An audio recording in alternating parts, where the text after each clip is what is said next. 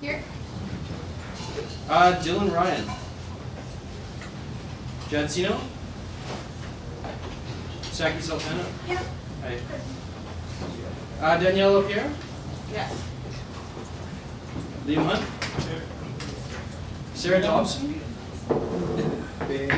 She's going to be late. Thank you. Scott Raridan proxying for Jeremy Banks. I have regrets from Drove Bachia as well as Anthony Sekeli. Rebecca Howard. Holly Lobsinger. Michael Davies Cole. Thank you. Rhiannon Maconia. Yeah. Aaron Hosford. Yep. I have Azeldin Ayeda proxying for Amar Alkashab. No. You're here? Is the other proxy for Hamida? Okay. Will Mohammed Anwar proxying for Amina Prado? Tori Court? Sorry. Oh yeah, I'm sorry. I still have not yet on my list. Thank you. I have regrets from Lacey Pina. Yazan Cotter. Hello. Angela who? Yep. I have regrets from Corey Larson. Casey Moss. Alistair Mason. Here. I have Brian Doogie proxying for Derek Moreau. Regrets from Sarah Jaber. Dan Jolivet. Here. Raphael. Yeah, Raphael. Oh, hi.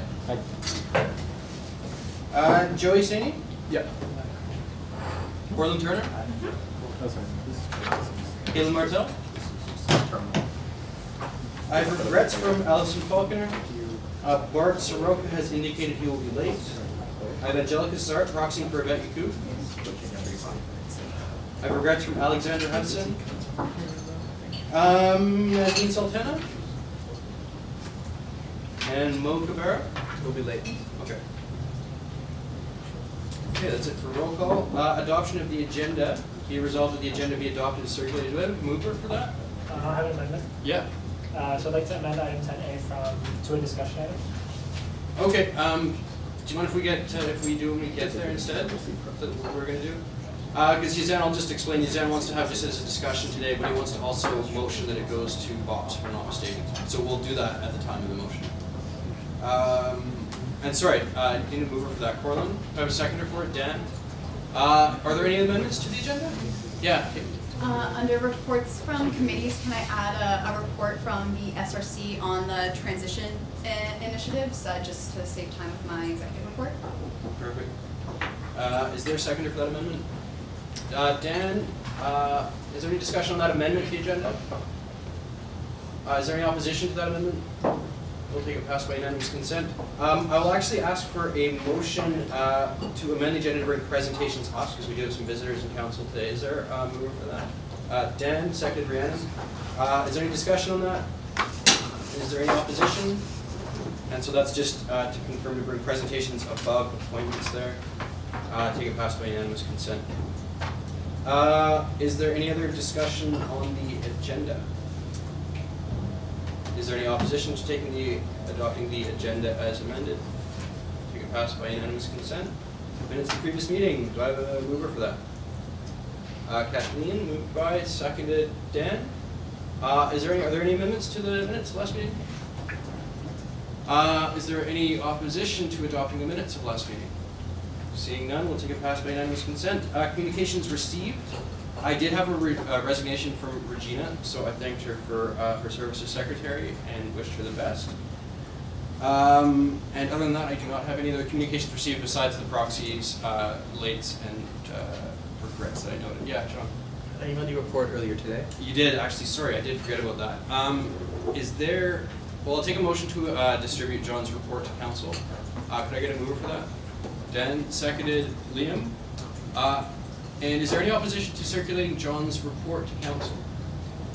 I'll take it passed by unanimous consent. Thanks for reminding me, John. Sorry about that. So next up, we have appointments, and that's one new member who's not a councillor for the nominating committee alternate position. Oh, I'm sorry, yeah. Thanks. Yeah, we have presentations first. So first up, we have the Sexton. And I have Garrett, is that right? Yep. Yeah, so you have the floor. You have 15 minutes and potentially more if needed. Council can extend that. It's up to their discretion, and you can call that by a brief question answer period. Yeah, do the floor. Yeah, so my name's Garrett Smith, editor-in-chief of the Sexton. Have been since last time around this year. Just figured to give you guys kind of a brief update of what the Sexton's been doing this year, kind of some of our goals that we achieved, some of the ones we missed, and kind of where we're hoping to see the Sexton go in the coming months. So one of the biggest issues we had at the Sexton was first and foremost just making sure the Gazette actually made its way to Sexton campus. It's kind of a fundamental thing that you would think would have been happening, but there was a lot of trying to fighting to get that happening. That's been pretty successful though. The Gazette has been down there every week so far this semester and past semester as well, so that's been a big win for us.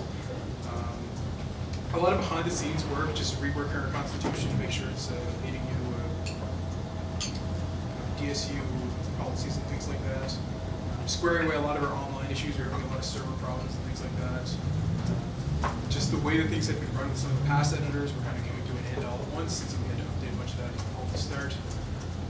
One of the things we wanted to really focus on this year with the Sexton was engaging with different groups that the Sexton is supposed to represent but has never really done a great job of. So the lower year engineering students, the architecture and planning students. Our main focus was on the lower year engineering students because that's really where the most of those students would be. We tried reaching out to them through a few different ways and didn't really have a lot of success with that. It's definitely something the Sexton wants to work on a little bit more in the coming years. And also just our bookkeeping. There's been some kind of back and forth and lag times on our auditing and things like that. We want to make sure that it's taken care of in a bit more timely fashion next year, so that's something else we're going to be working towards. In the future though, we have our AGM and elections coming up next week, looking to get the new executives coming in. It's very exciting for us. Looking forward to that. And also a bit of a budget surplus, so we're going to do some merchandising. Again, get the name of the Sexton out there a little bit more, try to communicate the name. Usually whenever you ask people on campus if they know what the Sexton is, they don't really know what it is, so just try to get the name in people's minds is a big step for us right now. So all in all, a pretty decent year for the Sexton. A lot of kind of behind the scenes things that get us more up to date and kind of provide a better foundation to move forward in the future. Thank you. Any questions or? Cool, thanks for taking the time to come in. So next up we have the Dalhousie Faculty Association, and that's Darren and David, if I'm not mistaken. Yep. And you have a PowerPoint presentation. Okay. So same drill, 15 minutes, and can be extended as needs be. Go ahead. Thank you for inviting us here. We're very happy to present what we're going to present today. I'm the faculty DFA, the Housing Faculty Association president, and I'd like to just kind of start out with some general comments about the review that we did of the housing budget, and then Darren is going to present maybe more of the nuts and bolts around that. If we go back to, also thanks for this new room. I said to John, it's nice that you made a new room for the presentation from DFA. Maybe I should say from Sexton and DFA. About 4 years ago, a very astute communications officer that worked for DFA said, you know, something isn't adding up. And she took it upon herself to look at some of the budget statements, the audited statements, and the public stuff, and where is this money coming from? Where is it going to? And it just created a bit of a fog in her mind. And so she appealed. I was president-elect at the time, so to the president-elect, said, could I, as part of my work here, do a review of the Dalhousie University finances? And she got records from 2002 to 2013. Lo and behold, it was very interesting, some of the findings that she saw from that review. Now realize this is also in the context of budget cuts to faculty units, something you know very well about, increased tuition to students. So we got budget cuts, increased tuition, and reliance on contract academic staff to actually teach students. So within this type of context, it's like, well, what's going on? What's happening? So she took it upon herself, reviewed that to 2013, and one of the findings, Darren will go into the details of this, one of the findings that we saw from 2002 on to 2013 was that the amount of money that actually goes from the operating budget to the academic unit and academic support unit was going down. Well, go figure, tuition goes up, budget cuts, the money to the academic units goes down. But also, if you look around, you see a lot of new buildings. Capital budget was going up. So these things are going down, which what we call the core mission of the university, and in the meantime, the money is taken from here and given over there. We said, that's not okay. So we did this review, we presented it, we had an op-ed in the Chronicle Herald, and for the most part, administration, will quote from a former president of the university, the DFA did not do their homework. The DFA spent many, many hours and a lot of money, and we hired a forensic accountant. We did our homework. So time goes on, we got involved in the bargaining year, and we said, let's follow up on that. And maybe this picture's different in 2015. Maybe what we communicated to administration, maybe they, oh yeah, we gotta get our act together. Make sure that we put more money in the academic units so students get a better education. Makes sense, right? No. In fact, as Darren is going to show you, the situation has gotten worse. So we did an update from 13 to 14, 14 to 15, and you'll see the same kind of problem. And so with that kind of introduction, that's why DFA got involved. We really believe that the core mission of the university is important.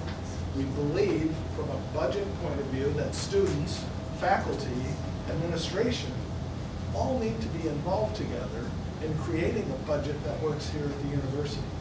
And so that's one of the platforms that we're appealing to the administration. It needs to be a collegial decision-making process. And with that, I'll pass the floor over to Darren. Thanks. Okay, so can I do my own plugging? Yeah, totally. Sweet. I'm used to that. So I have copies of two items. I've got the brochure version, and I got the long, more interesting or more boring version, depending on your inclinations. So I'm going to pass those around, take one, keep them going. Do you have enough so we can take one of both, or? I don't. Okay. I have enough so that everyone gets something, Okay. I think. How How many of you there would be? Go How ahead. about the long version was circulated to council in the meeting package? And you can get it all on the DFA So, website, You should have a copy in your email already. There's enough information for the whole world. Okay, why do this? Why review the university's finances? This is motivated by really two questions. First, is Dalhousie spending money in the best possible way to further its goals of teaching and research? And second, is the university community receiving an accurate picture of the finances so they can contribute meaningfully to university decision making? I don't know about you, but I hear the same kind of mantra over and over again from admin at this university. There isn't money for that. There isn't money for that. Maybe you hear that too. Now, as David mentioned, in 2013, key findings were as follows. Ongoing budget cuts, increasing enrollment, increasing size of administration. Spoiler, these trends have continued. If you go to the DFA website, you will see Kevin Grundy's presentation from 2013, which will give you more detail on the big picture of how finances at a university work. So I'm going to take as assumed some of the overall structural facts about how university budgets work, but if you find that stuff confusing, as I did when I first learned all this, you might find that video helpful. Now, Budget Advisory Committee decisions, so the group that says we've got to cut to every unit at the university 2.5% next year, its decisions are made wholly within something called the operating budget. But that's not the only fund at the university. Between 2002, 2003, 2014, 2015, so the end of our updated review, we found that more than $168.5 million was transferred from the operating fund, which is where tuition and grants from the province come in, to other funds, notably to pay for new buildings and other capital expenses. So if you have I see there's a copy of the brochure there, and if you look at the cover, it says making choices. It's not that there isn't money at Dalhousie. It's about what should we spend the money on? What should we spend the money on? It's about making choices. Now, the amounts transferred out of operating into capital, it's been going up. And so in 2014, 2015, the amount transferred was $35.9 million, which is the largest single transfer of operating funds in the 13-year period that we looked at. So the trend is not only continuing, it's accelerating. I think I said that. And so if you look at inter-fund transfers, you see that 9.2% of overall expenditures in 2014, 2015 was transferred into capital. So capital doesn't get revenue, it just spends revenue. And so this is a kind of an increasing phenomenon where buildings are being put up at the expense of money in the operating budget and other budgets. And so you have this phenomenon where back the Budget Advisory Committee will say things like, I'm going to actually, this is 2013, 2014, but page 6 on the report has 2014, 2015. So let me read that to you. Prediction, $10.1 million operating shortfall. And so we recommend 3% increase in tuition fees, 3% increase in facilities rental fees, 2.5% cut to all faculties, and a 1.5% cut to all service units. And after all that, it turns out there was a $24.7 million operating surplus. Now, a separate question is, why is forecasting so broken? And one thing that our forensic accountant found is that certain sources of revenue are not included in the Budget Advisory Committee's forecasting. Here's a picture of operating surpluses. As you can see, in the early part of our audit, somewhat lower, only hovering around $10 million, now hovering around $30 million. I think that's probably hard to see. You probably can't see that at all at the back. Eh? So I'm going to just sort of describe what's going on here. Here's the line for facilities management. So it's like that. And that represents overall percentage now within the operating budget. So climb inside the operating budget, which is having money taken away at an accelerating pace. You then have percentages spent on different stuff. One thing we spend money on is, academics. Another thing is, great renovations. And so facilities management going up as a percentage of the operating budget. Here we have student services, it's going up, not nearly as much. Then you have things like academic support, kind of hovering around the same, and this institution thing going up. But the really big one is facilities management. In the 2013 version of this, our former DFA president said, this is the only picture that matters for us. This represents the percentage of the operating budget of this university, even after all the money's been taken away for other things, that is spent on academics, on hiring professors, on putting money into research.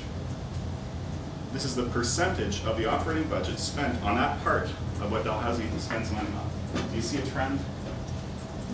I see a trend. And it's a consistent trend over the entire period that we looked at.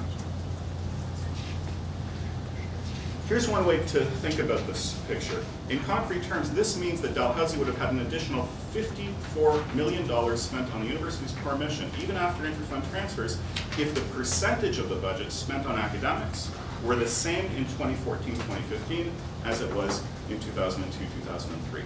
So the other budget pressures are siphoning off that much more money away from the core mission of the university just this past year. We think this has university-wide consequences. We measured from 2007 to 2013, enrollment went up 24%. That's huge. Changes what it feels like at Dalhousie, doesn't it? Our numbers, the number of the size of the professoriate, slightly declined over the same period. We think that one of the sources of pressure on student services is a vast increase in the percentage of the student population that is international. So these are students who oftentimes just need more attention to things like writing, to language issues. I hear that counseling services has had increased pressure in recent years. Final slide. Here's 3 international metrics for the quality of education and research at Dalhousie University.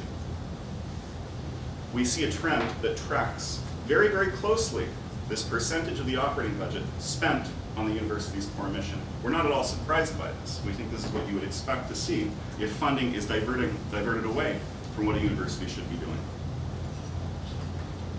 Any questions?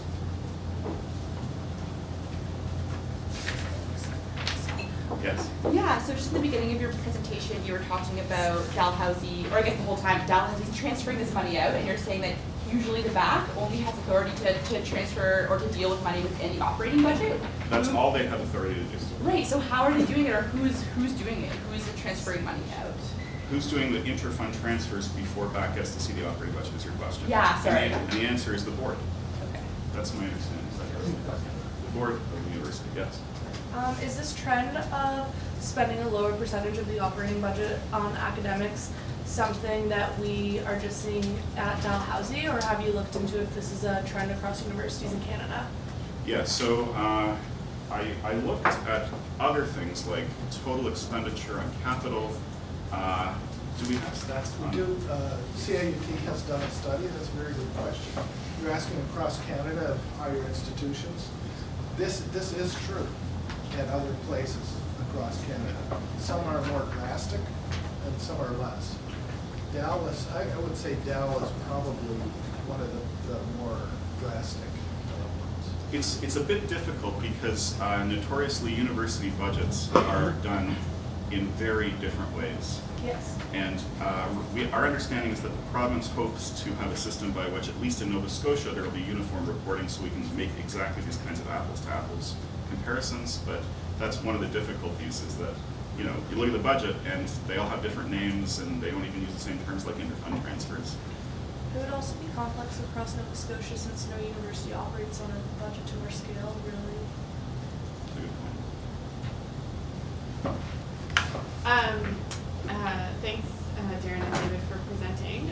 The student union has been working on has worked on a report, and mostly John, Dan, and I, in response to the Budget Advisory Committee that's now online and has been submitted to the BAC. And one of the things that I think folks should be cognizant of, in addition to all of these issues, is that, you know, when we do our budget here at the DSU, you folks will be familiar that we review year-to-dates and then we make decisions about the future based on some information that shows us what we've spent in the current fiscal year. And that's not really the case with the Budget Advisory Committee. So the Budget Advisory Committee uses the previous year's budget in order to budget for this year and provides no report with year-to-dates at all. And the information that the DFA has used in this report is from the financial statements, which are released in June.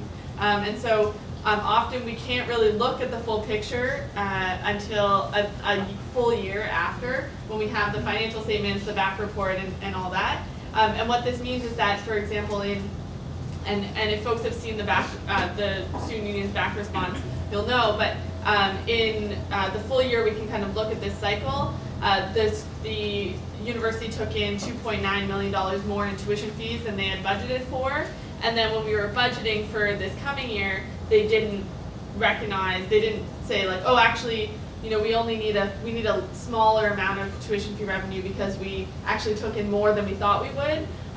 So there is a trend to kind of just say, we can get 3% from students, or we can get, you know, from engineering and pharmacy 24% from them. So we're just going to take it, as opposed to actually looking at a real budget.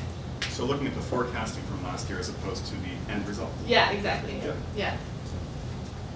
Dan? Oh, sorry, Dan and then John? Oh, yeah, sure.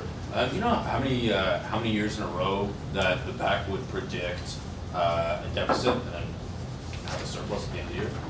thought it was every year we looked It's at it. pretty much. It's like pretty- it's since we pretty started consistent, doing right? Our reporting, yeah. Okay. Pretty much since 2002, and we don't know about before 2002. Right. That's good stuff. At the consultation last week, I brought up the fact that looking at last year's financial statements, it shows that there's a $30 million surplus. And when I brought this up, they said that most of that's in the form of like grants in a bank account allocated for research. A, is that true? And B, like, what do you say when that's their excuse for it? They're saying, well, we don't have access to the operating budget, we can't spend that surplus money, it's not actually a thing. Yeah, it's That's funny. the first response. So here's what I imagine Carolyn Waters saying. The operating budget doesn't have surpluses. Money doesn't get transferred out of it. What are you talking about? I imagine her saying something like this. And so when I imagine her saying this, I imagine her thinking, that's right. Once funds have been allocated by the board to say, here's what you can spend this year, everything's already been transferred out. But when we have the accountant look at this, we say, what are total revenues? What are total expenditures? And so we think that this claim is really the result of a choice about how to do the accounting. Is that your understanding? Yeah, exactly. It's like there's these pockets of money that BAC doesn't actually get, but there's still these pockets of money that are used as surpluses. And one of those pockets of money is ancillary services as well, right? So I think I'm correct in saying that the bookstore residents, some of these operations make money, and those aren't included they don't go into the operating budget, they go elsewhere. Right. They're not transferred in, like we don't see an influx of cash because the bookstore makes money, or because residents might turn a profit, or because food services or conference services make a profit, which I think, I just also want to draw another parallel to the student union, that, if the student union were to, the student union strives to have cost neutral services, but if any service were to make revenue, that revenue would be invested into additional services and the core mission of our union, and that's not necessarily what happens at the university level. And I'll put a number to that. So in 2014, 2015, interfund transfers out of ancillary were to the tune of over $11 million. Where did that money go? Well, yeah. And 11 to 12 million generally has been the amount that would be required to balance the budget without fee increases or funding cuts. It's been, I think it was 11.3 this last year, 12.5 this year. That's exactly why, one of the points, right, that's exactly why we talk about collegial decision-making here. Because, if we all sit down together and talk about it, these kinds of facts that we're showing here are going to come out on the table. So. I have Angela, and then William, and then Caitlin. Angela? Yeah, I just had a question regarding the increase in enrollment versus decrease in DFA membership. It's coming from my own ignorance here. I wonder if temporary instructors or first semester instructors are included in the DFA, and they are. Okay, and the second question is there any indication as to where we're losing instructors, where we're losing? You mean which faculty? Yeah. So I have some thoughts on this. Yeah. Let's be clear. So there's when you see the person at the front of the classroom, there's a bunch of different possibilities. So they can be some, tenured or tenure track faculty. They can be what's called a limited term appointment, or they can be what's called a QP hire. The first two categories would include membership in the DFA, but the third would not. And there's a trend towards. So in terms of the likelihood, if the number of students goes up and DFA members stay the same, then a few different things can happen. Class sizes can get bigger and more QPs can teach. And so I don't know if we've done a comprehensive study of the extent to which those two things have occurred, but we do have a clause in our collective agreement that limits the amount of teaching that can be done by non-DFA members to 10% of total teaching responsibilities. The second part of your question again was? It was. Oh, yeah, cross faculties. Yeah. So here's the thing about the budget cuts. Every year, for, since the financial crisis, it's been cuts to the whole university, to every unit. And one thing that we've found is that faculties are very different in terms of the percentage of their budgets that go to people. And so in arts and social sciences, which is where you are, you know that that's all we do. That's all, it's just people. We don't have labs, we don't have, we're not building rockets or anything. And so, or I don't know, what engineers do? I know we got this in Sexton there. So you can see how you would expect that the effect on class sizes and ratio of faculty to students would be different, even if there's these consistent budget cuts every year across faculties. William and then Caitlin. So just a little quick question about this methodology stuff. How did we include when the Ag Campus rolled in under, just because I've not been able to find any of the budget information from the Nova Scotia Agricultural College in the past, which is So wicked annoying, and it wasn't technically incorporated into the full line budget until this year's stuff, so.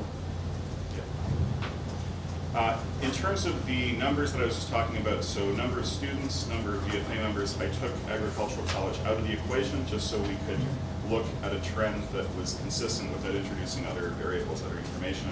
As for budget of the university, I believe that as of maybe 14, 15, it doesn't put the agricultural campus. 14. Yeah. Okay. Caitlin.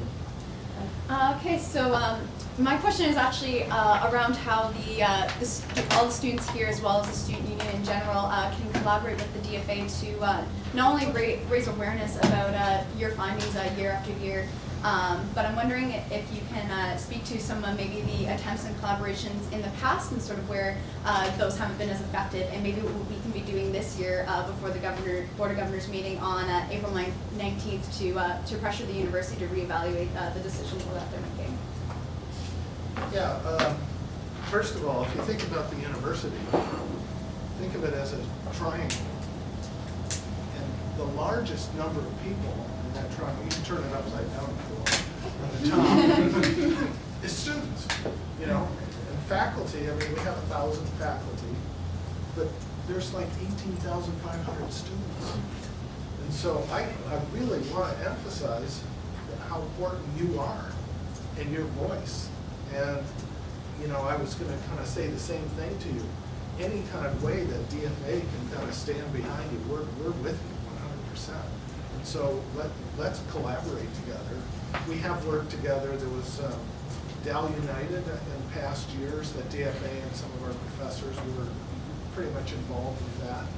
And we're totally completely open to that. And then at the bottom of the triangle is a few administrators that administrate all the money up this way. It just makes no sense to me. I have a concrete suggestion.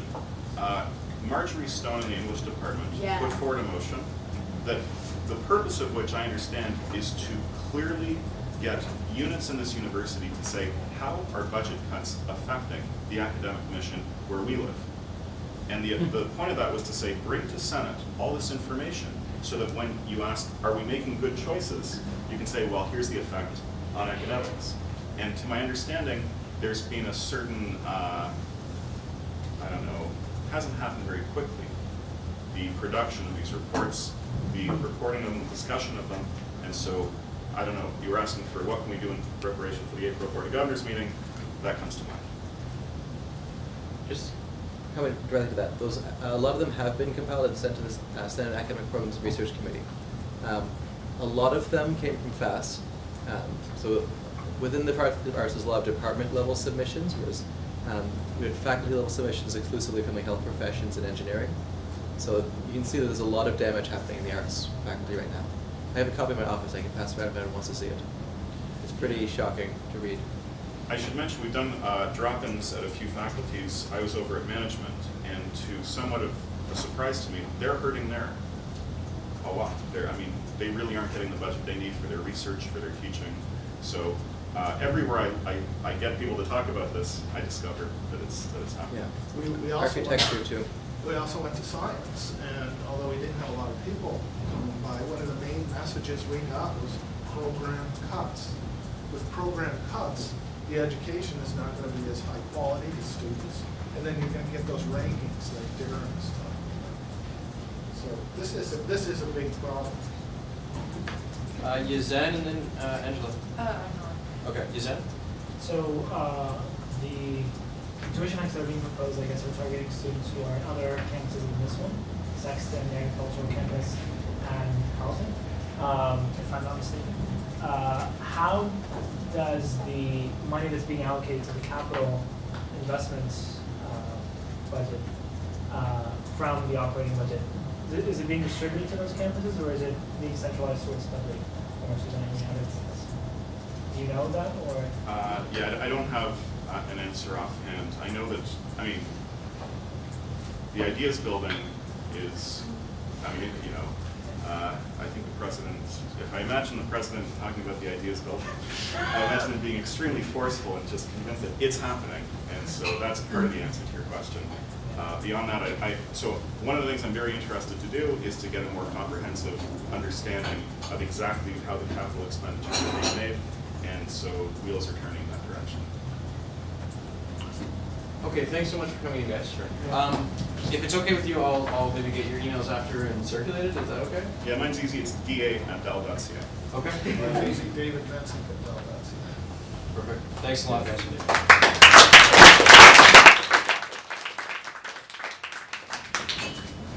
So moving on in the agenda, I realize I forgot to appoint a secretary for the meeting.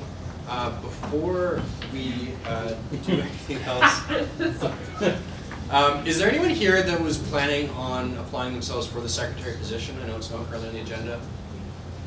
I just didn't want to omit that if there was someone here. Seeing no one, it's unfortunate. We did take it off because traditionally this is supposed to go through the nominating committee, but given there's only 3 meetings left, I think it would be good to have a bit of flexibility on that.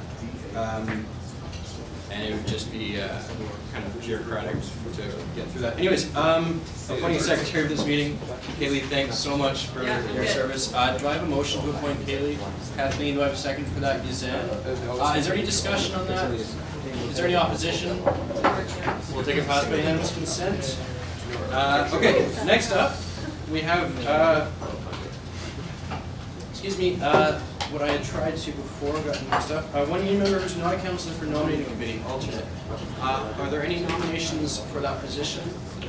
Or anyone here that would like to be nominated for that position? Done right? William, is there someone? Yeah, William, do you accept the nomination? Sorry, what am I being nominated? For nominating committee, an alternate? Sorry? It would be the remainder of the term, which is a month and a half here. Do it. It goes on another. Do it. What am I going to be sitting on? Oh my God. You're an alternate. Yeah, you are. This is an alternate. Yeah, I'm an alternate, and I've It's like been being a substitute. You're not gonna. Well, so, Mabuba, do you want to just? Sorry, I should have had this in the first place. Mabuba, do you want to just describe what the position entails? Not even that, I know the position. Yes, you are. Okay. What positions are we possibly? What positions are being appointed potentially? Yeah. Yes, so this is the alternate non-council member position. So we have 3 members who are 2 council, 1 non-council. We have 2 alternate council member, and the alternate non-council member is now vacant, and now we need to fill that position with a non-council member. He's asking what we're coming before the nominating committee. Yeah. I think we have a lot of interviews coming up. We need to hire next year's council chair, council secretary, board of operations chair, section campus director, Shinerama director, and some DSS directors. So I think a lot of interviews coming, but I think it will be shared among the committee members. Is that before the April? Yes. Yeah, Emmer. Did you just say these are director? No, DSS. Dalhouse is Student Advocacy Service. Oh, I was like, we don't have a director. Okay, so everyone being clear on the position. William, do you accept the nomination? I accept that, I don't trust the council to vote. Sorry, you do? Is that a yes? I can't. No, not the secretary, yeah, I can't. But yeah, I think so. Okay. Are there any other nominations? Are there any other nominations from the floor for the position of an alternate member of the nominating committee, non-councillor? Last time, any other nominations from the floor for the position of non-councillor, nominating committee alternate? Okay, seeing none, congratulations, William. Could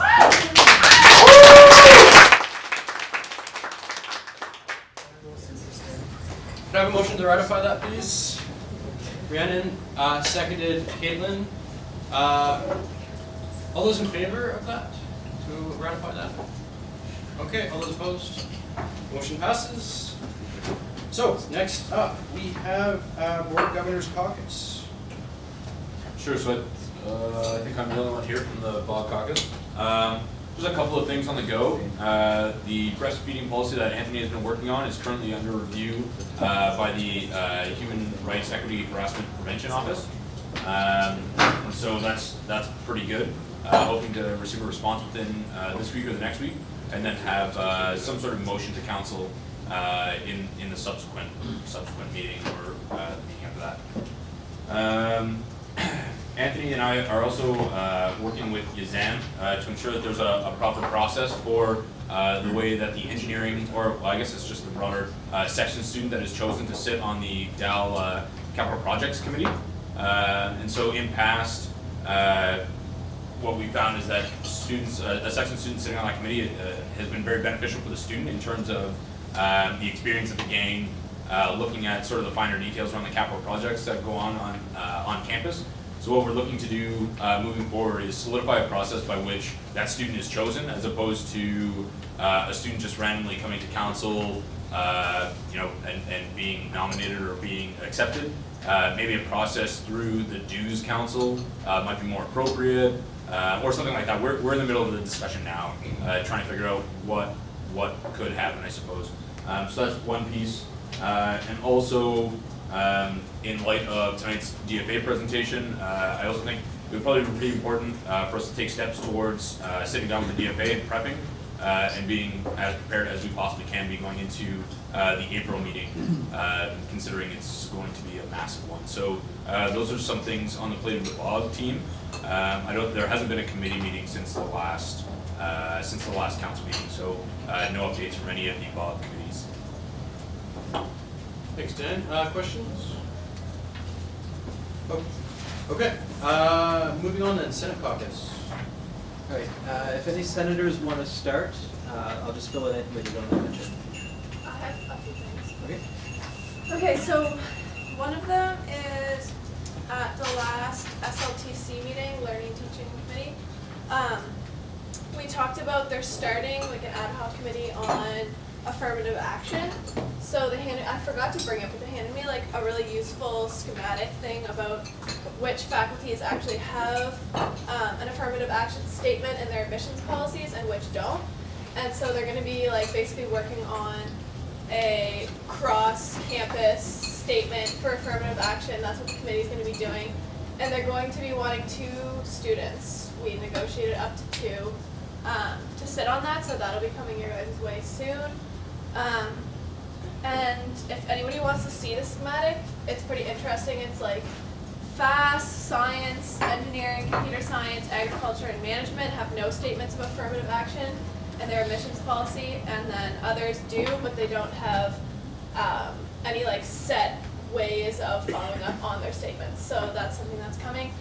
The other thing is I sat on the ad hoc committee on faculty representation this morning. So that is, we increased the number of student senators, and so they struck this committee now to talk about how many faculty members are sitting on Senate, basically, to up the number of faculty sitting to like get the ratio back. Anyway, so first we started discussing they wanted to actually half the student votes, so like a student vote counts as 0.5 of a vote. So that was fun, but actually David, who was speaking, took our side very strongly on that one, so that one's laid to rest for now. Yeah, which is good. And so now basically where we left that meeting was I just said they're gonna have to confront the issue. They're really hesitant to add senators because they think a too large Senate is gonna become chaotic and all of that. So I was like, you're gonna either have to accept that your ratio is gone, or you're gonna have to accept that you're gonna have a large Senate. So that's something that they're grappling with right now. But our votes are gonna count as full votes, so that's good. Great work, Sarah. Yeah. Thanks, Sarah. Nothing quite like that, but at the name Oh, was there a question? Sorry. I guess to the Senate, who came up with the title affirmative action? Because I thought in the year 2015-16 that most entities had moved to diversity and inclusion and away from this wording affirmative action and the negativity attached to it. Who came up with the word, like, for the committee? Yeah, the word. That would be SLTC. Pardon me? The Senate Learning and Teaching Committee. And the registrar is who is on point for that. Okay, so then they would be the one to contact if there was an issue with wording, using negative wording, such as. Yeah, and the registrar is, we discussed a little bit about, like, they wanted to have one student sit on the committee, and we kind of talked about it for a little bit and decided that would be best to have two, preferably coming from groups that need to, like, have this action taken. But the registrar is making a list of recommended members and then bringing that back to SLTC. So that's kind of like where we are with that right now. The committee's not actually struck, but they're in the works of creating a list of. And who's, remind me, who's the registrar? Barry. Barry who? Marie Barry. Dan? Just to follow up on that, I wonder if maybe if we could take what Michael is saying back to the Senate caucus, formulate sort of a stance on that, and maybe we can funnel that through you to bring up at the table. I'm very surprised at Dalhousie Senate for doing that. The words affirmative action were struck down several years by the government of Canada, several years ago, by the fact of the negative connotations that are attached to them.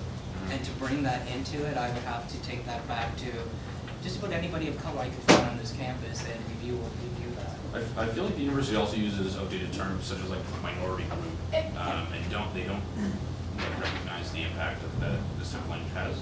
It could be also, they were speaking about it like what it's actually called in the policies currently. So if that's like the current standing title, that could be why they're using that name. Yeah, then that would. Like if that's currently in admissions policy. Then they would have to look at that too. Then they would have to, shouldn't be, because most of nearly all the other universities. But they are going to be going through every policy and every like different faculty. So if that's something that like you want brought up, then that's. So I think that's sorry to interrupt. I think that's a good point. Dan has this is something, and especially Michael, if you don't mind being in touch with him too, it'd be good to have your input on that. Sorry, I interrupted you. I know, sir. No, that's okay. Okay. Liam? Sorry? Yeah, sorry, you were gonna. Yeah, at the committee level, there was an interdisciplinary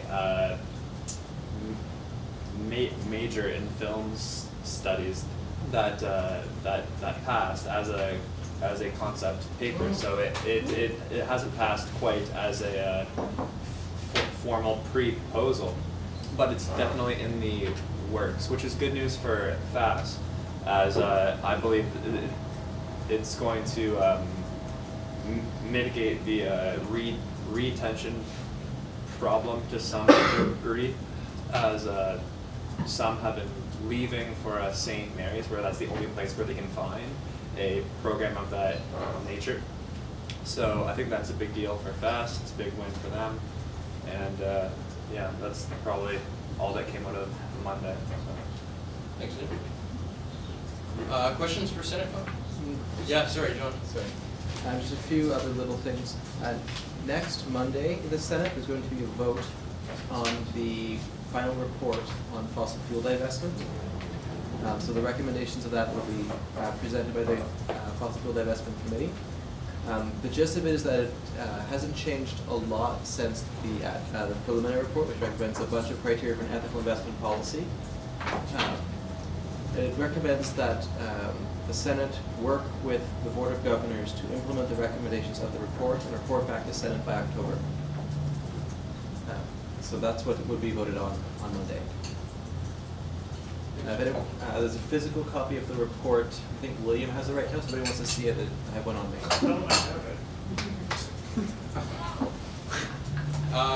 So is that it for Senate? Yes. Okay. Any questions for Senate folks? Yeah, Angela.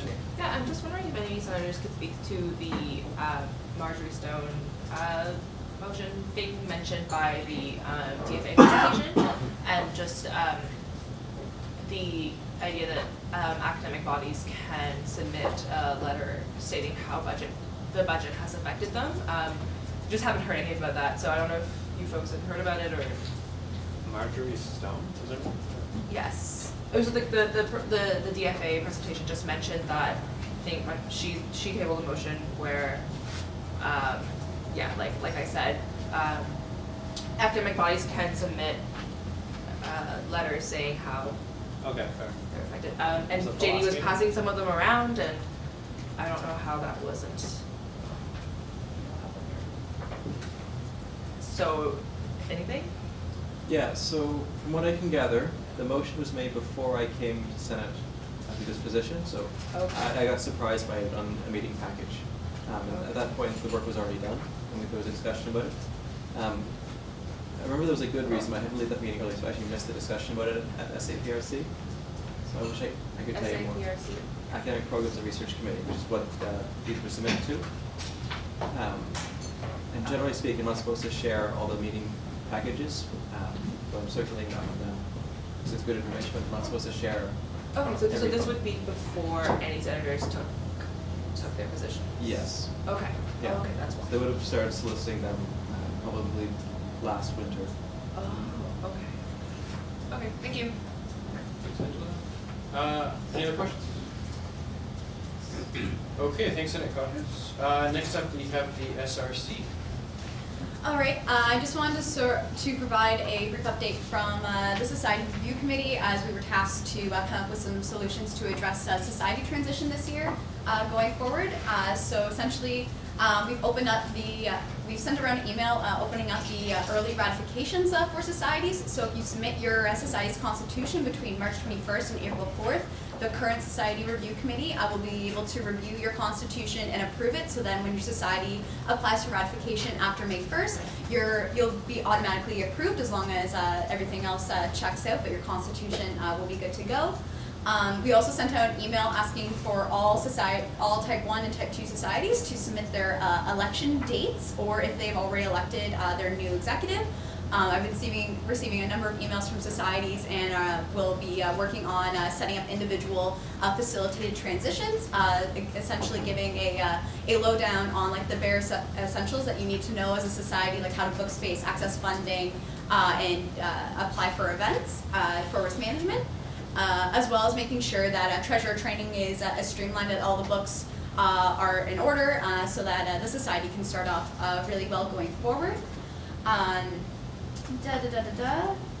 That's the main things so far. We were also working on essentially condensing society training and what that will look like when we're educating new societies. And as well, we're putting together a transition series of events for Type 3 societies to come in and learn the skills to be able to run effectively for the next year.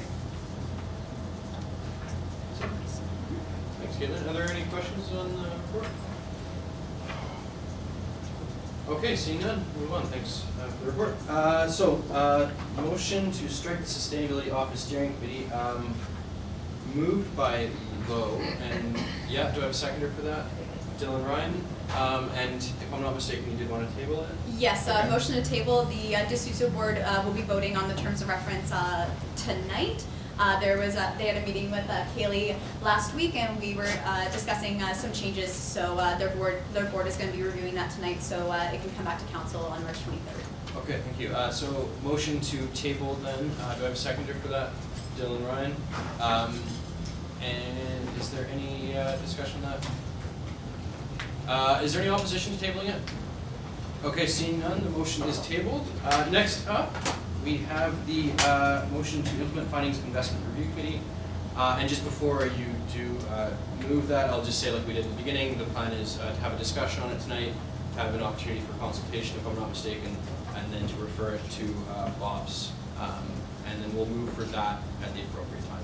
So we'll not be proceeding to the vote tonight. So moved by Yazan. Do I have a seconder for that? Corlin? Okay, Yazan. So how many of you here, by show of hands, have I contacted at least once about this? For those of you that I haven't, I'm really sorry. I got caught up with the rest.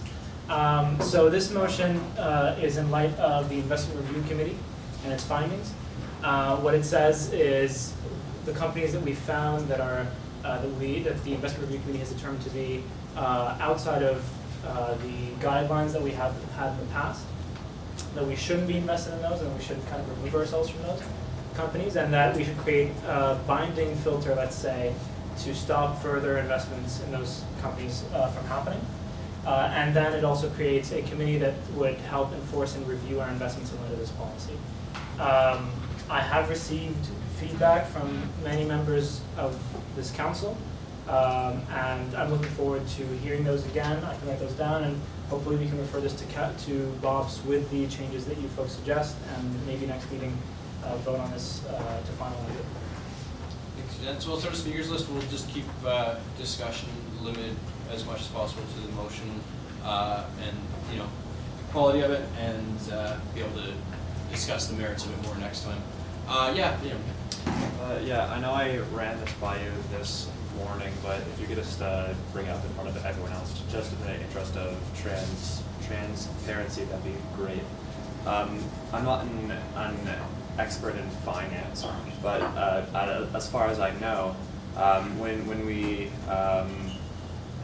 we adopt these kinds of alternative ethical investment policies, it usually results in a net loss, and I want to know that in light of those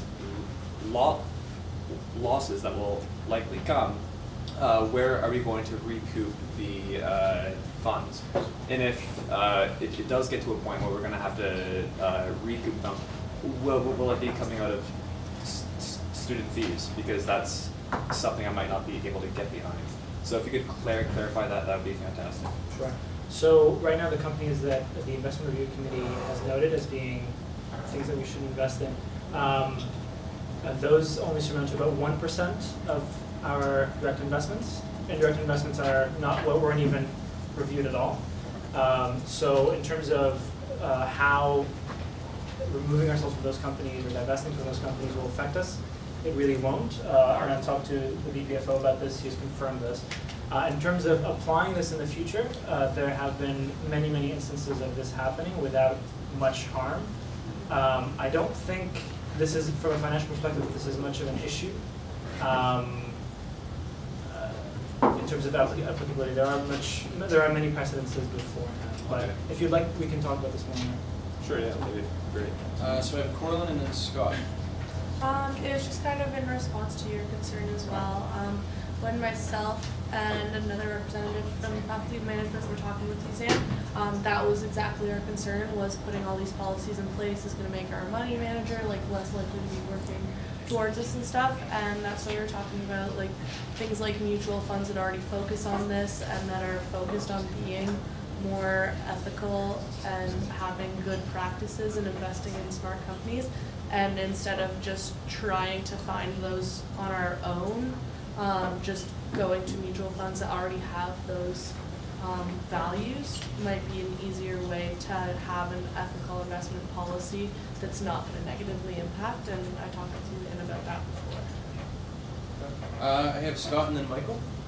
I think Jeremy might actually just say what I was going to say on his behalf, since he's here. Okay. Yeah, hi. I was hoping to hear more of the conversation before. This isn't a vote, this is just a discussion. Discussion? Yeah, I just wanted to mention that, especially with the work with the Senate, talking about the ad hoc committee on fossil fuels, and coming up with an ethical investment strategy, that it's very important to me personally that we act in accordance with our values. And whether or not this specific policy is the exact one that fits right now, I think the important part is that we expand this conversation and continue it to eventually come to a policy that is an enforced policy that does influence our investments. It doesn't have to be scary or weird, and these conversations are, I think, extremely important. So thank you. Thanks, Jeremy. I have Michael, and then Dan Nicholson. Michael. Yeah, I was just gonna say, and I'm actually on the committee side, the one thing, like we heard earlier where the money from that is being handled like through the school and stuff like that may or may not be going, and how, and we talked about how it reflected on what our student fees would be. And if you put that versus this, and I know that you both had mentioned about whether or not this is gonna cost us money or what we may lose.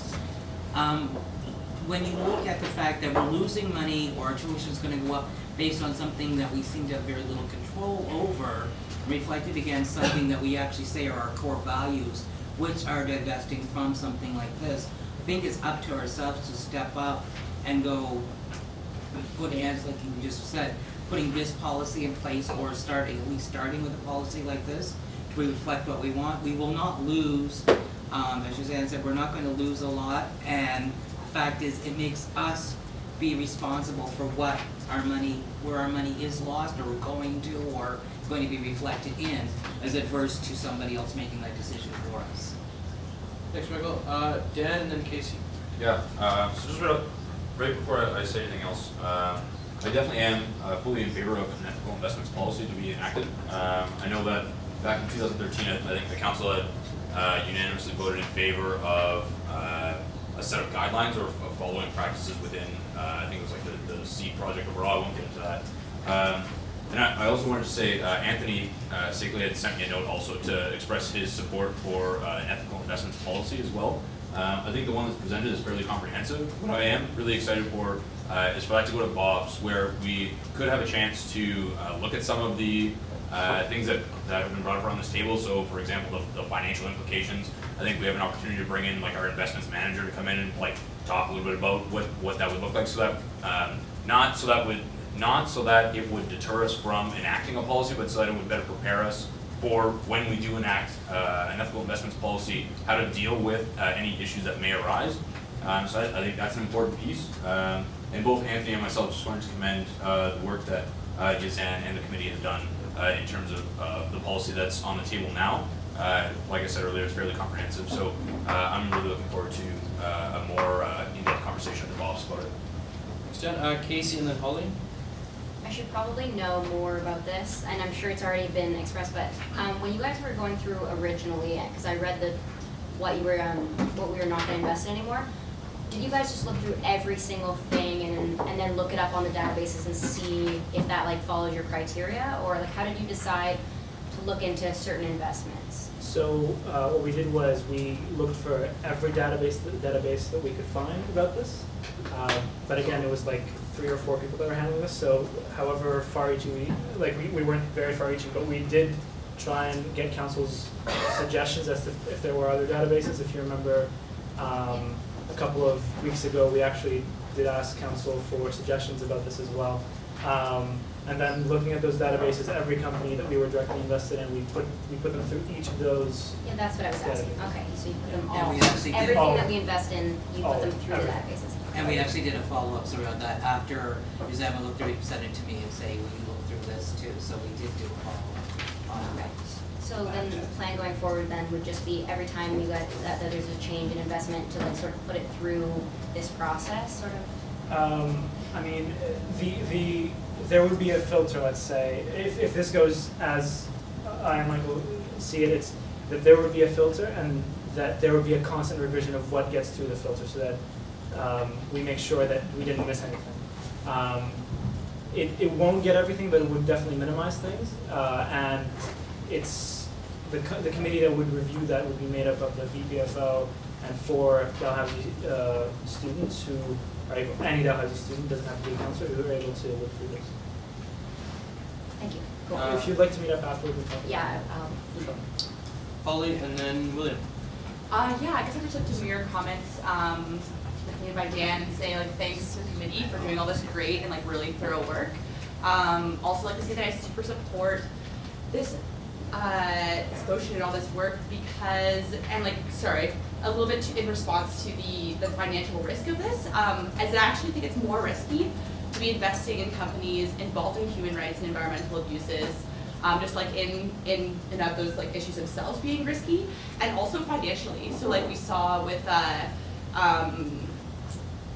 university in New York has actually lost billions of dollars like in fossil fuel investments, and so we see this like issue happening again and again, where like these industries aren't actually as stable as we think they are. So I think it's important to be divesting from them from a financial standpoint as well.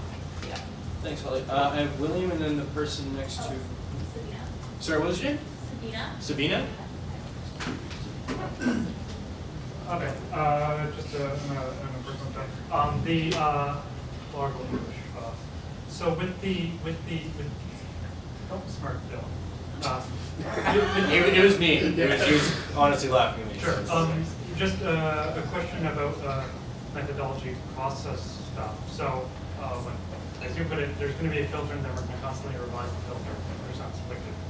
But the process-wise, like, what is the process being undertaken to make sure to review like the companies already within our portfolio of investments and stuff? Like, if all of a sudden like someone does some mad investigative reporting and stuff, and it's like everything on NASDAQ is full of human rights abuses, which sounds fun. But well, that reporting does that actually doesn't. But if someone was to do that, like, what is the process for? Is there a process where we would like normally look at our investments currently on like a section by section basis, and then if anything arises from notice, someone on council or otherwise in the DSU could call attention?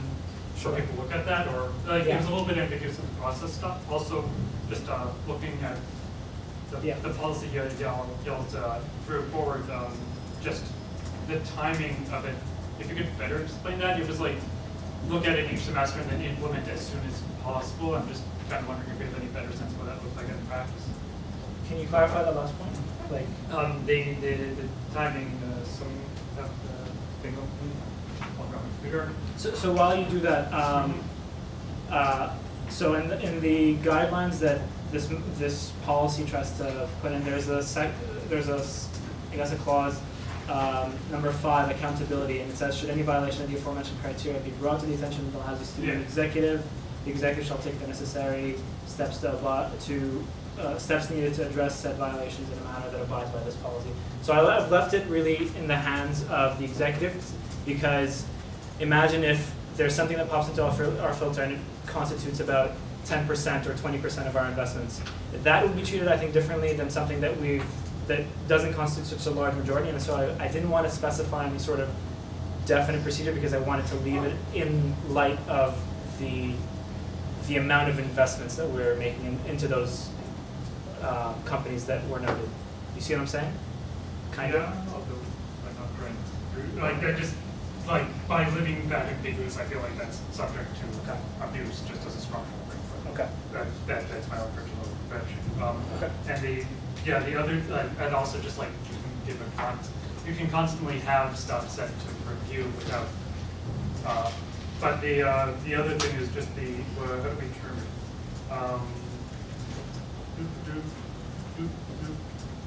It's written. Where's it written? Come on, like read. You're doing great.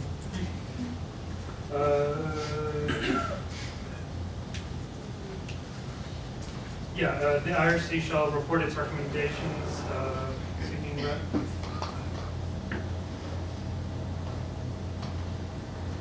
Like basically, I don't have a sense, like looking at this, like in what process is there, like granted every individual investment is going to be different when we choose to invest or divest from something, but like what is the, like, and as such we need to leave it in large part to the investment managers and stuff regarding that stuff, but if the decision is chosen to be made, what is there like a minimum? Not a minimum. Like, is there an expected? Like, what's the timeline for that? And could we give any more specificity to that, rather than just like it should be done? So you're recommending that there should be a deadline as to if this is noted, it should be done in the next few Well, months? I can't recommend anything because I Okay. don't know the scope of how that divestment process even undertakes itself. It's just that kind of any specificity there's removed from this. It's just like, they're gonna make recommendations and, like, Sure. that it's not even clear whether those recommendations or the actual practice of divesting will be reported out if to council or the IRC or whatnot, that like something's good for it to happen. So, yeah, those are just symbols.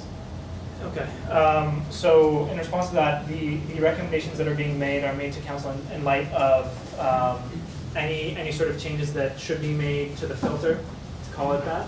So if there's something, if there's a way to make the policy much more accurate, much more efficient, much more strict, much more loose, depending on what we need, then that should happen through council, but obviously people who've been working on it constantly need to be able to offer that. My questions aren't really about the filter, but just like actual, like, we've divested from this company because they hit up on the filter. And then we tell council that we did that. Presumably that'll be included in like whatever reports they issue, but. It's more so that the investment review committee won't have the power to make that. It just brings it to the attention of council, and council then deliberates and decides. Okay. You see what I'm saying? At least Sorry that's- to interrupt, that's I don't how- want too much back and forth. I do appreciate the concern, but it is also a consultation period. Keep in mind, you can be in touch with Yazan after the meeting. Yazan, did you have any more responses on that? Okay, Sabina and then Mabuber. I just have a question about how you're going to do stuff. So are you planning to divest from companies that we currently invest in? And if so, what kind of companies are those? Sure. So yes, that's the first part of the motion, divestment. Again, we've put forward those.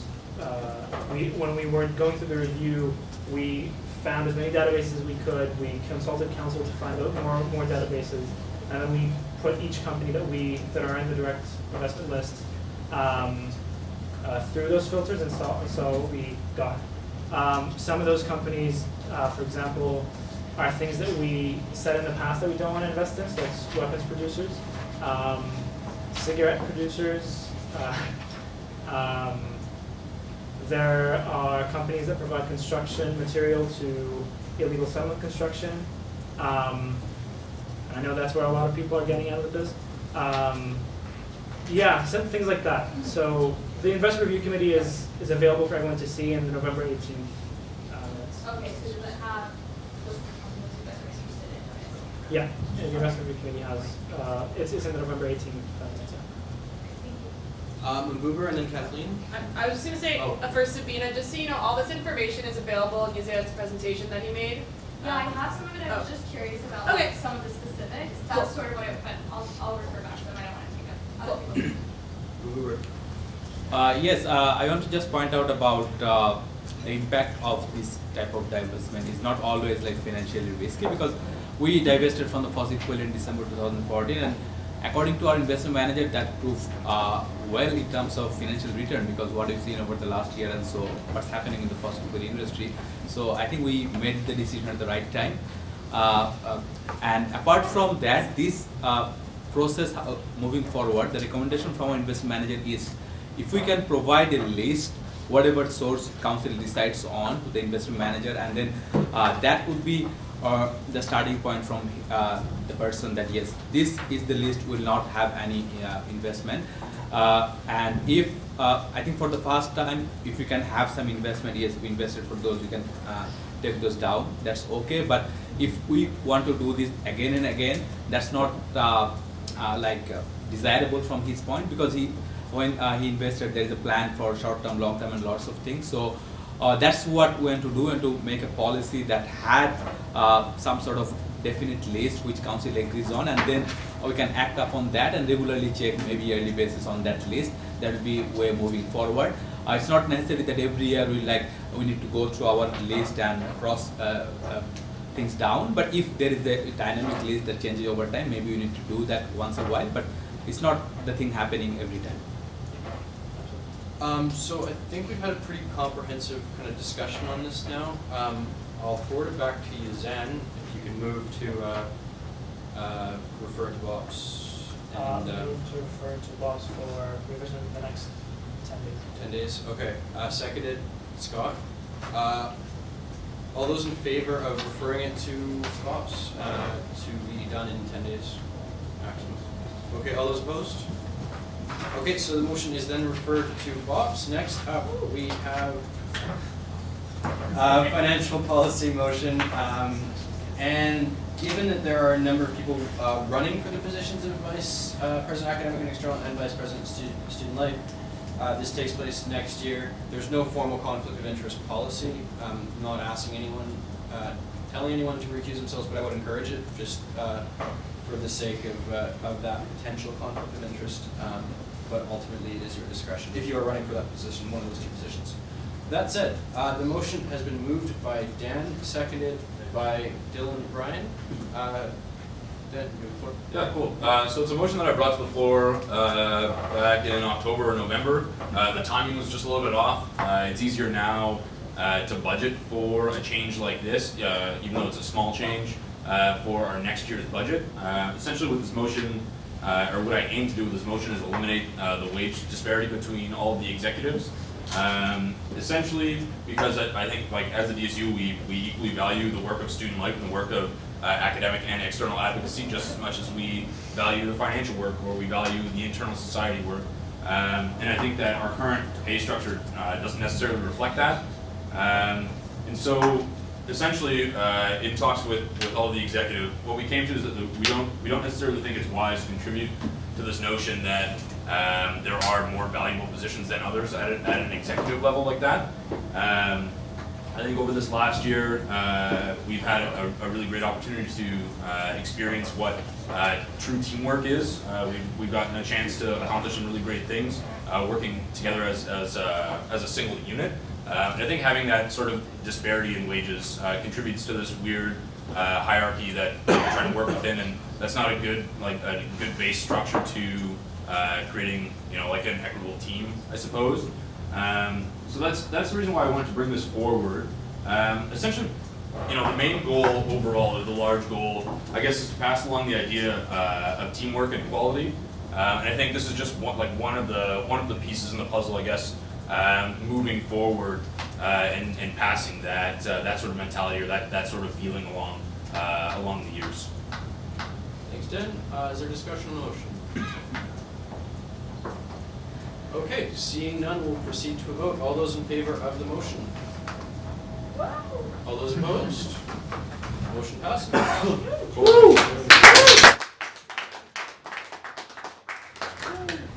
So next up, business of the executive. Dan. Yeah, great. So my report was circulated. A couple of key points that I wanted to touch on. I've been co-mediating / taking part in the preparation for the DSU SMUSA joint event. It's an African night event.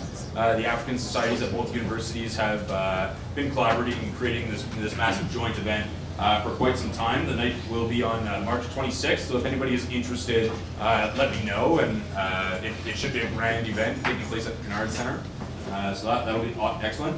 Over the last couple of weeks, I had the excellent opportunity to sit at the table with members of the NSA, specifically Dylan and Aaron, also Elder Jerry and Norma Williams, who's the Director of Diversity and Inclusivity at the university, and Quinta Adams, who's the Director of Advising and Access Services.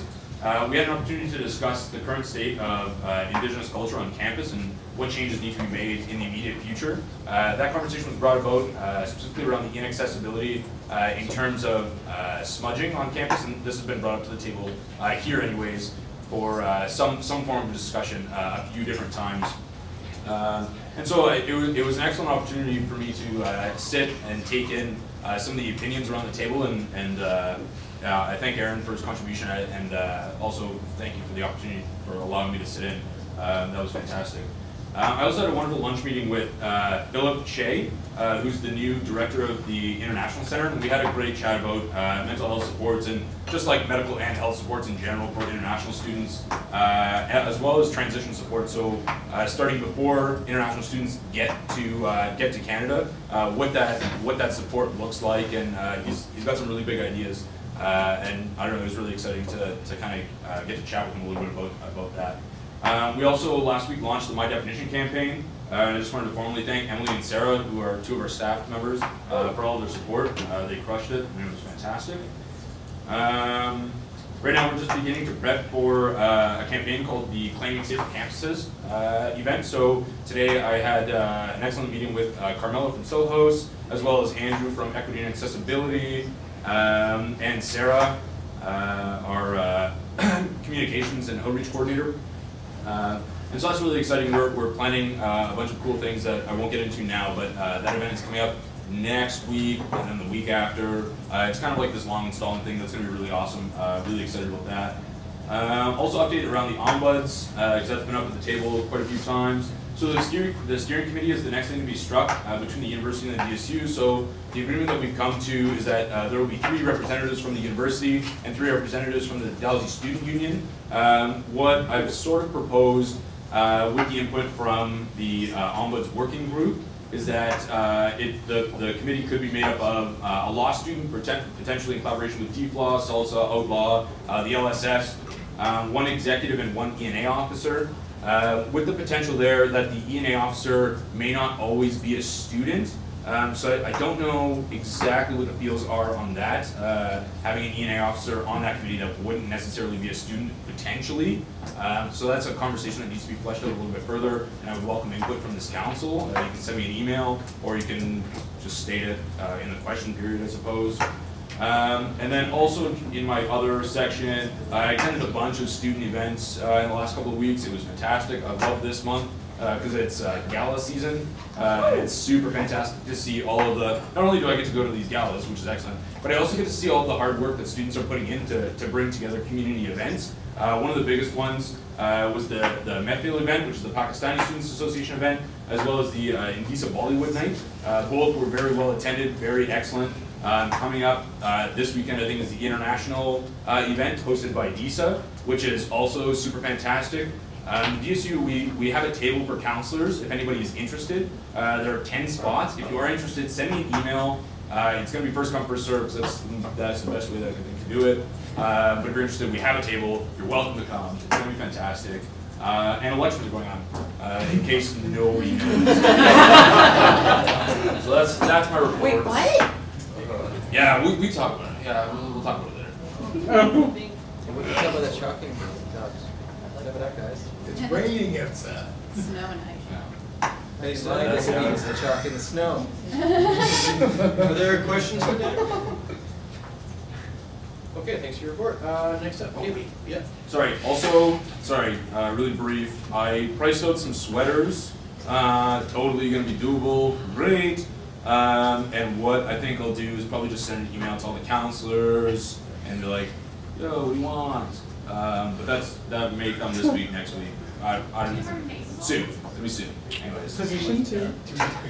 What? Just Wait for the email. Wait for the email. Okay, thank you. Dan, Sarah, did you hear anything? No. Okay. Okay, thank you. Any questions? Caitlin. All right, everyone. So I've been on vacation technically since March 2nd, and still have like a lot of emails coming in. So if I haven't gotten back to you, it's because I can't right now. But I promise that I'm reading your emails and I'm responding in different ways. But won't be able to actually respond until March 14th. So please bear with me. If you need anything in an emergency, just write urgent in the subject line, and I'll be sure that gets dealt with very, very quickly. Still working on structural issues around the Residence Council. Have meetings organized with the 2 Residence Councils I still need to meet with. Around the Society Hub, we're in the process of creating a video to showcase the services in the Hub for societies, as well as information on how to access those services. So that's really exciting. I'm looking forward to working on that. Please, if you haven't done so already and your society needs locker space, or any of your departmental societies need locker space, please direct them to Campus Coffee so they can get that handled.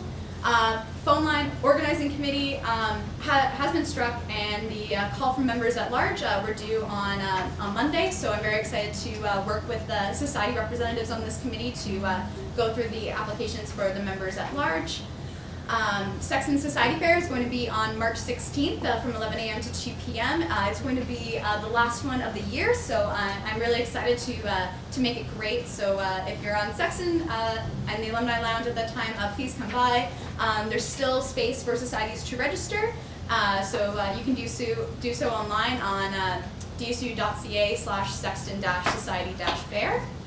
Or you can just email me directly if you are interested in having a table. Due to me being on vacation, there was no grants or SRC meeting this week, so if you are still in line for processing grants, that's just going to take another week. So my apologies around that. But still continue to apply for grants. We have a deadline set for March 21st will be the deadline for all grants for the remainder of this year. So please get those in as soon as possible. In case anyone is unaware, Holly has returned as Member Services Coordinator, and she's been amazing in helping facilitate the transition information and communicating that to all societies. Hopefully next week we'll have the Sustainability Office Steering Committee struck, and that will sort of finalize the two steering committees for the office integration process for the Sustainability Office as well as the E&A Office. I just got all the society nominations for the E&A committee, and so now a member at large call is also going to go out. That'll be 3 general students, 1 black student as well as a student with a disability. So please be on the lookout for that. Phone line, we're currently going through the review process and selecting a reviewer for the service, which is going to be great. Tiger Society report's going to come at the next council meeting on the recommendations on whether or not to stay with Tiger Society or pursue another option. Reminder, impact awards are happening on March 24th. And that is pretty much it, aside from still solidifying some of the transition pieces and supports for societies for next year going forward. Thank you, Caitlin. Questions? Okay, seeing none, Hoover. Thank you. I'll be brief. The budget consultation has been completed, and of course we're working with the budget now, and budget will be presented to council in the next council meeting and will be voted on April 6th. If you have any suggestion, comments before the budget, I can always bring it, but I'm in leave now, so after when I am back, you can bring it to me. But after the budget presentation, I think you'll have a chance to give your input, and we'll not vote on the budget next week. We'll present the budget, and you have enough time to look through afterwards. On the audit front, I think most of the societies submitted their audit. Few societies they were late and they kind of asked for extension. I gave them extension. Let's see what they come up with. Renovations doing well, and of course I'm looking close eye on the contingency fund. Yes, because of media projects, we need to make sure that we are on budget with the renovation. That's looking into the change order and everything. That's one of the things I need to keep in the eye. Food service working group is meeting weekly and reviewing the documents and moving forward. Some recommendation will come. And we in BOPS we approved a lot of sponsorship. Actually, sponsorship was we approved more than what we budgeted for. We took some of the grant money to cover the sponsorships, and I think more society applied for sponsorship this year, and we were happy to help them all. And that's it for now. Thanks. Thanks, Hoover. Are there questions for Hoover? Okay. Yeah. Do you know how many events do we sponsor? How many events? Yeah. In total? Yeah. You don't know, sorry. It will be around 10 to 12. Yeah, more than 10 for sure. 10 to 12. Definitely. Okay, seeing no other questions, we will proceed to John's report. Okay, so in a nutshell, since the last council meeting, I've been doing a lot of mobilizations around the tuition fee increases, mostly with the Budget Advisory Committee. We did a few public actions as well. So there were 3 consultations which I've been to, one in the pharmacy department, one in the engineering department, and one general with President Richard Florazone there. They were good. The Pharmacy Student Society mobilized the people. They did a good counter presentation that the admin had to respond to, so that was effective. I've been to a lot of these consultations over the last couple of years, and the best one I've ever been to was done by the engineers. I was very impressed with the turn on the way they handled themselves. I've never seen the administration seeming that defensive, so they did a really good job. I was very impressed with how it went. We brought some craft dinner. We served foods, and I was able to go up in front after she made a presentation and say, I offered Carolyn Waters a king of craft dinner, and she didn't eat it. She told us to get. Yeah, peasant food's not good for her. So yeah, that went very well. And then later that week on Wednesday, we had consultation where any student could come. I was in the McGinnis room, and President Florazone was there. A bunch of students turned up. Again, they were quite well organized. Their questions were prepared, and the administration did seem on the defensive throughout it. And this is the first time the president's ever been to one of these consultations, so that in itself was a win. For the first time, he's actually had to face students in person and be accountable for these tuition increases. So I thought that went well. But of course, the consultations are just the first stage of the fight back. We have until April 19th. There's a lot more work to do to keep the pressure up. We being myself, Dan, and Mo, representing Delegates, we went to St. FX to meet with the government at a student government roundtable. And we had a 4-hour meeting. The Minister of Education stayed for all of 20 minutes. But we were able to get a few questions into her about the tuition fee reset, some questions about the narrow focus of graduate student scholarships, so they're only focused towards commercialized research, and also some stuff about Bill 114, the Safe Campuses Act, and why the government has not chosen to support it. And the other question we asked was about Regulation 67, so that's access to post-secondary education for people on income assistance. So mostly it was just the minister dodging questions. It was disappointing, but we had our voices heard at least. On the Thursday of that week, we held an action working with some other student unions in Halifax and the Canadian Federation of Students as well. This was at Kelly Regan's constituency office out in Bedford. So this one was planned in secret because we didn't want anyone to catch word of it before the event happened. We did a peaceful sit-in at her office in Bedford. So a group of women went in and stayed there for the day and protest of the tuition fee reset, but also the fact that the government's not supporting the Safe Campuses Act. This is a bill that would require universities to have a plan in place to combat sexual assault. Pretty low-level stuff, seems obvious, but the opposition supported it, so the government can't support it either. It was a dual-pronged protest there. We got a lot of media out of it. We got on basically every station. Most of it was done by as opposed to the King Student Union, but I did do one interview with News 95.7. Anyways, it was a very effective action in terms of getting our voices heard. We also had some global coverage around the Senate reform win. So we have myself, Michael, our Black students rep, and Dylan Latond, our former Native students rep, all had some quotes in that. So that was good. I've already given the Senate report, I'll skip that. Yesterday I went to an action with the Mount St. Vincent Students Union, organized an event called Mount to Mount. There's cuts at Mount Allison in their Gender Women's Studies program, so they organized a solidarity action. I went to that to show some support, as well as going to the International Women's Day rally later that day. Some upcoming stuff. We have an external action committee meeting on the 15th. That's Tuesday next week, 6 p.m. That's planning actions around the DSU's campaign, specifically tuition reset. Anyone who wants to come is welcome to. It'll be on the 3rd floor, Society Hub. There will be an academic committee meeting scheduled soon. I haven't picked a date or time yet, but that'll be for all faculty members as well as the equity societies, because we need to start talking about how to implement the Senate reform. All of you implement your constitution, so let's talk about how to do that. And the other thing to flag, said it already, I'll say it again. Next Monday, it's the 14th, divestment is being voted on in the Senate. If you have thoughts on that, please send me some feedback. That is my report in a gist. Any questions?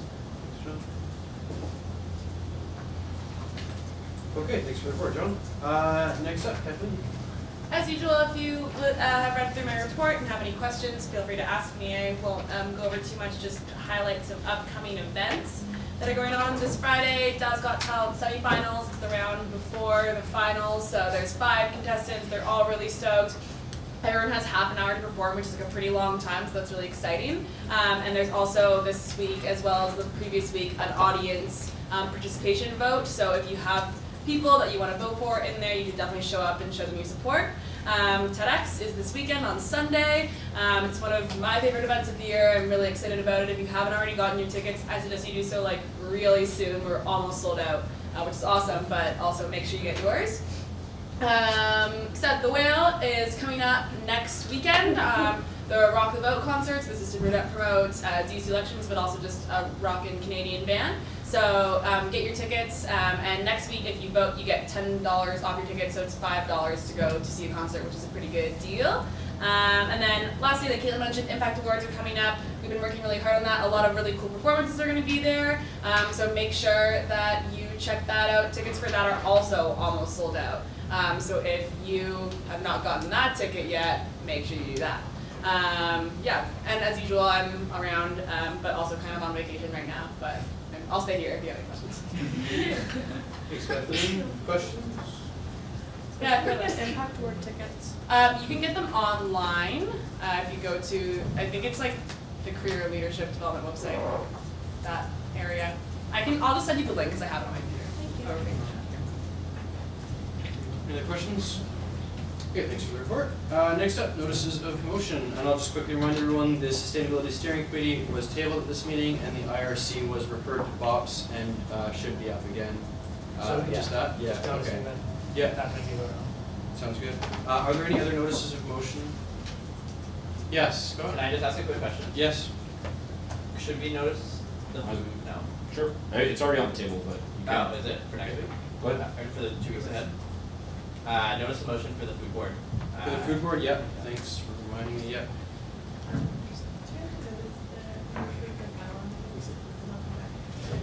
Oh, the bylaw amendments are coming back next week? Okay, well, better safe than sorry, yeah. Yes, the bylaw amendments will be back next week to vote on before the AGM. Yes. I also have a notice of motion for changes to society policy. Changes to society policy. Budget presentation. Budget presentation as well. Anything else? So next up, we have announcements. I'll just quickly remind everyone, we do need a secretary. Spread the word. There's an honorarium involved, if that helps. Unfortunately, members of council cannot receive that honorarium if they secretary. It's actually specifically in the rules. So, Rhiannon and then Dan. Yes. Dallout's Mass Queer Aid is next weekend. Stay tuned for deets. As well as that, AGM season's coming up, so join your local levied society boards. Yeah, super quick. So the DSU AGM is happening April 6th. It's going to be a really awesome meeting, and I encourage everyone, well, more than I encourage, I'm asking everyone to come to this AGM on the 6th. It'll be, I think, 5 p.m. We are going to have some wicked food. And also, a huge part of this AGM, we're looking at restructuring our governance. So that's going to be a big discussion happening, and I think it's certainly up to the councillors to come in and make sure you know everything that you need to know about the proposals that will be coming forward. We're looking at making some pretty drastic changes that we think are going to improve our governance. It has a lot of these proposals have gone through the proverbial ringer in terms of BOPs, questions at council, questions from individual members.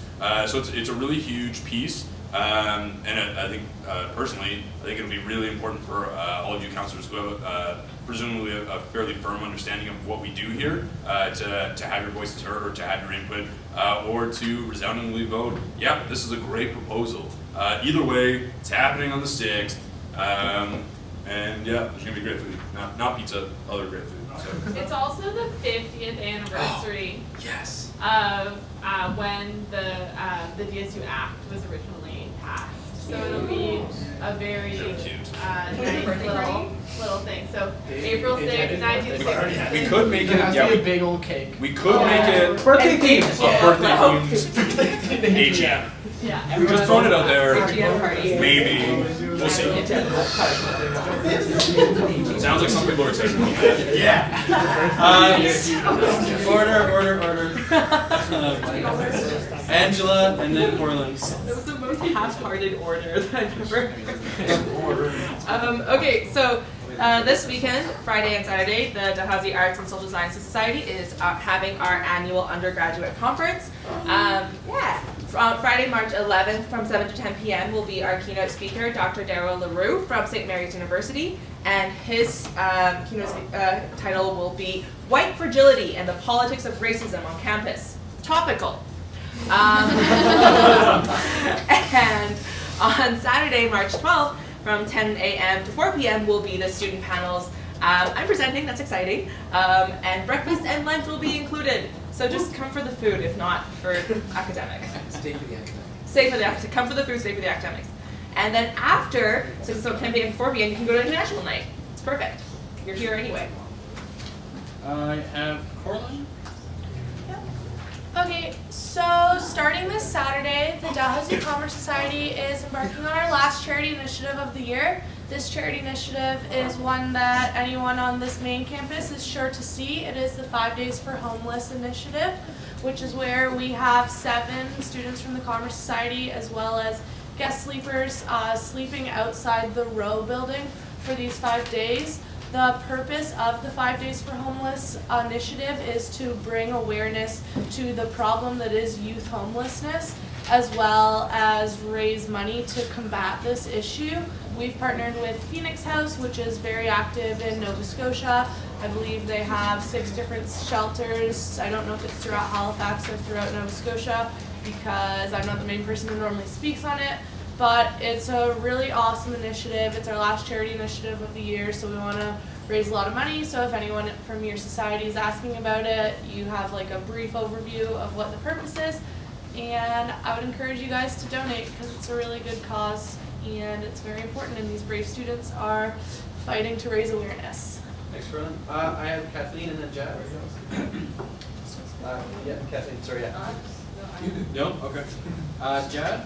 I made this announcement at the previous council meeting. I just want to remind everybody that tomorrow night the immigration panel is taking place on Sexton campus in room B225 in the B building.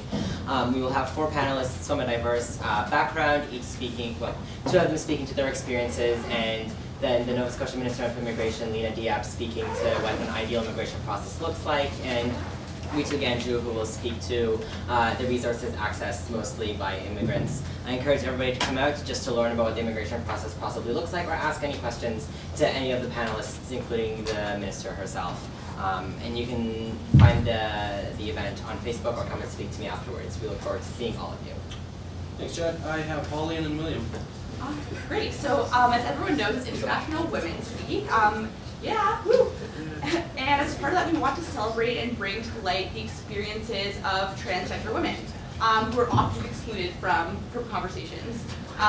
So this is an event called Not Your Sister, CISTER, Transphobia and Feminism. It's going to be tomorrow night from 6:30 till 9 in McCain. And yeah, I really just encourage you to go and learn about transphobia in academic spaces and also transphobia within the women's movement and people working for liberation. Yeah. Thanks, Holly. William and then John.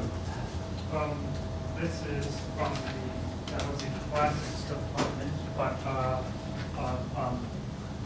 tomorrow's Friday. Yeah, tomorrow from 5 to 7 is the departmental picking games contest of. On Friday, on Friday is the departmental picking games, which is a contest of rhetoric and recitation. So you all should come if you can, and it's before the DAS conference, I believe, 5 to 7, yeah, before the DAS conference. It starts at 7 on Yeah, Friday. so it's before it, and you can see lots of people, including myself, possibly dressing up and saying Latin, Greek, and also English tongue performances. Some of them might be amusing, including a pastiche of what's that thing Drake did earlier? I'm not good with. Hotline bling. Hotline Bling, yes, the stage of Hotline Bling. War. Trying to lay us in the Trojan War. It's gonna make the music. Cool, so then, I have Joan and then Dylan. Cool. If anyone's free on Monday, it's March 14th, there's going to be a lecture from Dr. Arthur McDonald, who recently received the Nobel Prize in Physics. So he's presenting a public lecture called How to Know a Neutrino from a Hole in the Ground. So that's going to be at 7 o'clock p.m. On Dr. Hall at the McCain Building at Monday the 14th. What's the Nobel Prize winner's speech? That's your chance. Thanks, Joan. Dylan and then Hamina. Council's own Corey Larson is starring in a DTS theater production in the McCain for the next 3 nights. So if you have time to check it out. He's not starring in it, What he's am I directing talking it. about? I pointed Corey's the right way. always But yeah, no, it's tomorrow night and Friday, right? And it's the spelling bee. The 25th annual Putnam County Spelling Bee. There we go. Someone goes. Thank you. No, I mean, because I can't go say Hamina and then Aaron. So this Saturday we have International Night. Please come. I have tickets with me here right now if you want tickets for your friends or anyone. But like as we know now we have 1 table free for any council member. First come, first serve. Email Dan at president@dsu.ca. And just buy tickets from me if you want to invite a friend or something. So because there's not just 1 table available. Yeah. It's gonna be the best. Like the actual plate is worth $60. It's gonna be a 3-course meal, like from a chef. It's gonna be like many performances, an after party from 4:30 until you can stay. It's gonna be really good. It's at the World Trade Center. Saturday starts 4:30. Thanks, Hamina. Aaron and then Michael. I'm good, it was already announced. Okay. Michael and then Danielle. Danielle? Yeah, Michael. Definitely worth it, but I just want to announce that tomorrow night is The Hobbits on Trial. And it's gonna be great. It's basically a mock trial for Gollum versus Bilbo to see who possesses the One Ring. And there are going to be some of the best law professors acting out. It will be in full costume. It's at the Weldon at 7:30 to 9:30, and you're in room 105, and pay at the door. It's $8 for students, and you really have got to see it. Tomorrow? Who do the proceeds go to, Michael? Oh, the proceeds go to, I don't know, who do the proceeds go to, Liz? The proceeds go to fund a organization at King's that does education on English literacy for individuals with low income. And your ticket price of $8 will be matched by Scotiabank. So if you come, and it comes with a drink ticket. So you basically donate $16, get some booze, and watch some of the funniest individuals do the funniest case you could possibly see this year. And John Shapiro is going to be Bilbo, so that right there is worth any money you put down. Bart. Is this to help our community? Yeah. Yes. Thanks, Michael. Danielle? Mine's not as funny as that. The Women in Leadership Society is doing a huge clothing drive, so if any of you guys have just extra stuff or if you want to spread the word, there will be boxes in the sub and in all the residences over the weekend. It'd be awesome to see that.